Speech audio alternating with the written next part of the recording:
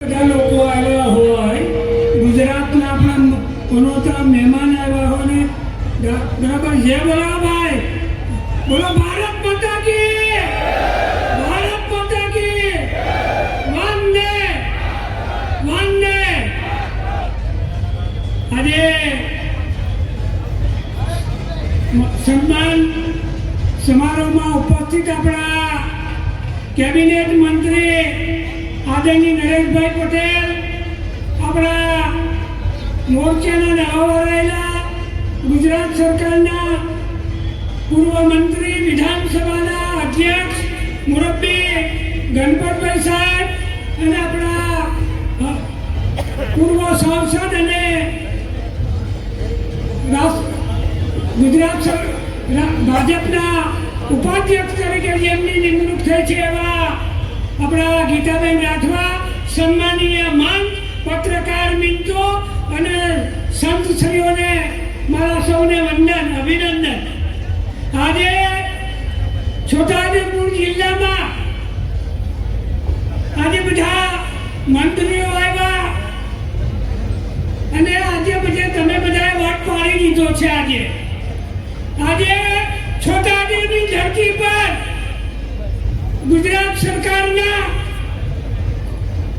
વિકાસ કાર્યોની પણ નોંધ લેવાય છે।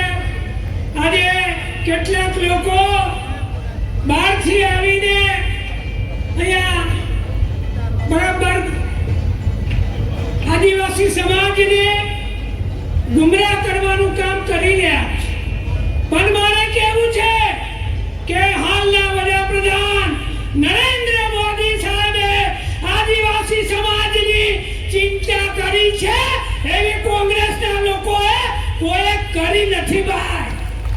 આદિવાસી સમાજની અંદર પહેલા સાહેબ આ વનબંધુ કલ્યાણ યોજના આપણા વડાપ્રધાન નરેન્દ્ર મોદી તત્કાલીન મુખ્યમંત્રી હતા એ લાવ્યા અને આજે આદિવાસી સમાજની આજે સાહેબ સ્કૂલો બની છે, પુલિયા બન્યા છે, પાણીની યોજનાઓ મોટી મોટી બની છે અને કેટલાક લોકો આ વિસ્તારને અહીંયા ઉલ્લુ બનાવવા નીકળી પડ્યા છે। અરે ભાઈ, આ ભારતીય જનતા પાર્ટીની સરકાર ના ભૂતો ને ભવિષ્યથી આ સરકાર બની ત્યારથી સાહેબ આદિવાસીઓનો વિકાસ થયો છે। આદિવાસીઓનો દીકરો ડોક્ટર બન્યો, વકીલ બન્યો, ફોજદાર બન્યો અને સાહેબ હવે સચિવાલય હોય, પૂર્વ પટ્ટીના લોકો હોય, આદિવાસી સમાજના લોકો સચિવાલયમાં પણ યુવા અધિકારીઓ કેમ મળે છે? આ વિષય છે મોદી સાહેબની। સાહેબ મોદી સાહેબે જે કામ કર્યું છે એને હાલની સરકાર ભૂપેન્દ્રભાઈ પટેલ સાહેબ આગળ વધાવી રહ્યા છે। સાહેબ મારે બીજું બી કહેવું છે, જયંતિભાઈનો વિસ્તાર અને મારો વિસ્તાર ડુંગર પહાડી ઇલાકામાં આવે છે। આ પહાડી ઇલાકામાં સાહેબ 14 કરોડના રસ્તા આ ભાજપની સરકારે મંજૂર કર્યા। ગણિયાબારી હોય, સાગરીબારી હોય, સાગરામદા હોય, સેંડા હોય અને સાહેબ આ કેટલાક લોકો ધરમપુરનો માસડાનો ધારાસભ્ય આવીને કહી ગયો કે વિકાસ થયો નથી।